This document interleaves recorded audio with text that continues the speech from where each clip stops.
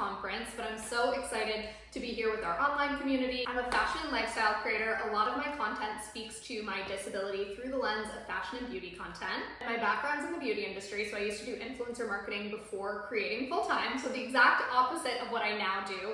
My most recent job was director of influencer marketing at Ilia Beauty. Prior to that, I was working at the French skincare brand Caudalie. So I've had about 6 to 7 years of experience in influencer marketing. So I thought today I'd share with you 5 tips on branding yourself. Tip number 1, you'll hear in a lot of TED Talks, in a lot of business conferences, it's find your why. This has been huge for me even as of this year, 2024. Finding my why has been a huge driver of branding myself. If you haven't yet, go watch Simon Sinek's TED Talk on it. I think it's called The Power of Why or Finding Your Why. Basically, almost all successful companies have a why that's really like that emotional tie and driver. It's also for yourself, to remind yourself every day why you're doing what you do, but also to get people to believe in your mission that's beyond just like the what and the how. So lately, my why has been to inspire people to authentically be the way God created them to be. And knowing that, having that mission, having it as a post-it note on my mirror helps inform all the social media content I create. And if you're a creator, you have to treat yourself as if you're a brand, as if you're a business. You need to create like your company why or company mission statement, even if you're a team of 1.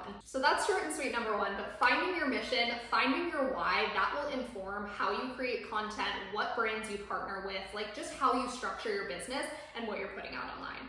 Second is a subset of finding your why. It's finding your niche, but knowing it's okay to try things. I feel like we're in a world where niche creators are thriving, and it can kind of be intimidating if you don't have a niche or you feel like you have many different passions.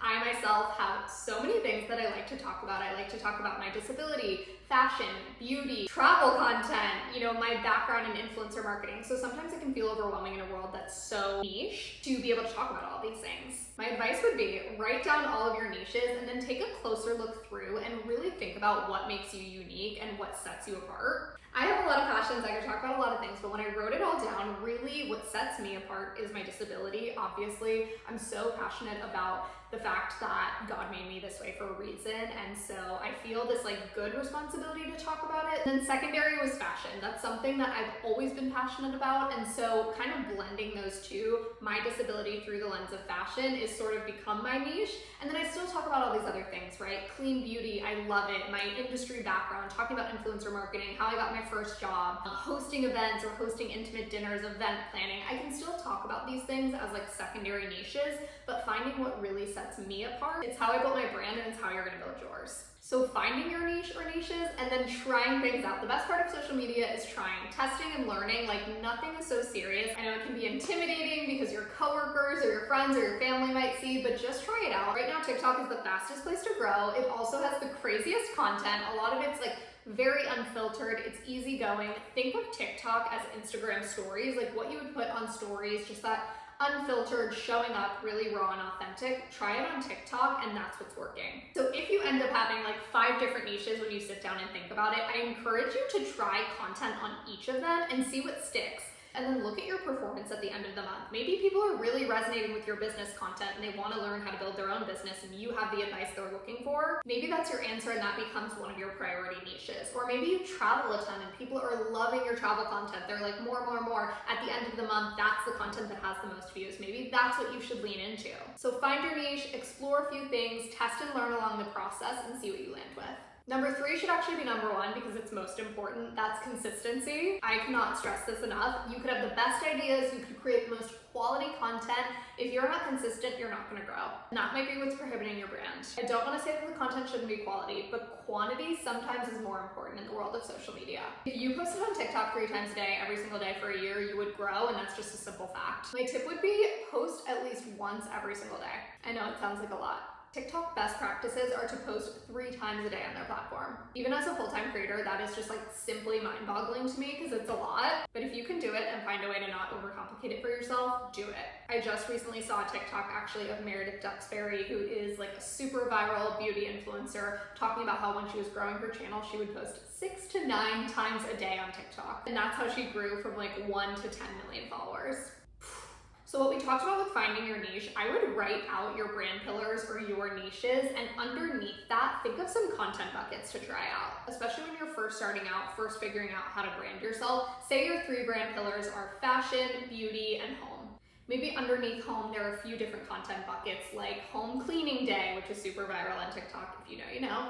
DIY decor hack. Maybe underneath beauty, it's product reviews, it's daily lip combos. Maybe underneath fashion, it's just outfits of the day, or styling hacks, or recreating outfits from Pinterest. I would recommend coming up with those content buckets underneath your pillars and then just trying them out and see what sticks. So if you have the capacity to create 1 video a day, 2, 3 videos a day, or maybe it's just a couple videos a week, try those different buckets out and then taking a look at your analytics at the end of the month, seeing what had the most views, the most engagement, the most comments, seeing what really resonated with people, and that can help inform your brand going forward. And it all helps with consistency, which is the most important. Also underneath consistency, I recommend being on all channels if you can. So Instagram, TikTok, YouTube or YouTube Shorts, Pinterest. I know it sounds like a lot, but I just syndicate all of my content. So that means I basically just repost the same videos on all channels. If you are a bigger business, I would recommend outsourcing this to an assistant or a freelancer, someone that can just repost all of the same content on all the different channels, and you never know what might stick.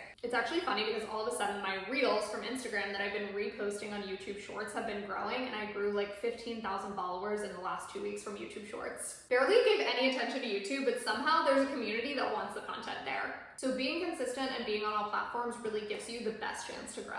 4 is to create serialized content. This is key in my growth as a creator. Basically, that just means some kind of series. For me, I started a series called Normalizing Disabled Fashion Girlies. It had started with the intent of doing basically 30 days of outfits through the lens of my disability, and it turned into 100 days and basically just sort of this ongoing theme for me. But I'm sure you've been scrolling through something and somebody's like, day 5 of trying to make my song go viral, or day 27 of trying to get a label to sign me, or day 30 of trying to make my candle brand go viral. Whatever that is, people love coming back for more, and it's also a great chance to infuse your personality. People might initially come to you for the content, but they stay for you. They stay because they like you, they like your content, they love your personality. A lot of times thinking of new creative content ideas can be the hardest part of my job. So if you can come up with a series that's easy, unique, and works for you, that's gonna be game-changing for your brand. Number 5 is try trends, but in your own way. Everybody's talking about trends right now, trending audios, trending sounds, trending outfits. It can be a little overwhelming, and you're also not gonna build your brand on trends. Trends can likely help you go viral, they can help you grow, but this is why it's so important to know your why, so that if someone finds you through a video of yours that went viral from a trend, they understand who you are as a brand and your why. So for example, for the last few years, people have been doing 30 days of outfits for winter, 30 days of outfits for summer, 30 days of outfits in general. I kind of took that same idea. Hey, I love fashion, right? But how can I infuse my why or make this trend my own? And that's when I created my Normalizing Disabled Fashion Girlies series. So content-wise and visually, it's the same as basically anybody else's 30 days of outfits, but it's through my lens, highlighting my limb difference, my left arm, how I button my jeans, or how I put on a belt or put on earrings. So you might be capitalizing off a trending sound, but when you're infusing your mission and your why into it, maybe that pops up on someone's For You page and they immediately click and resonate with you. I wanted to make this super short, sweet, and practical. So I hope you found some helpful tips. Hopefully this encourages you to go make a TikTok after this. And a big thank you to Carrie, Wendy, and the entire Quipper team. I love you guys. And I'll see you soon.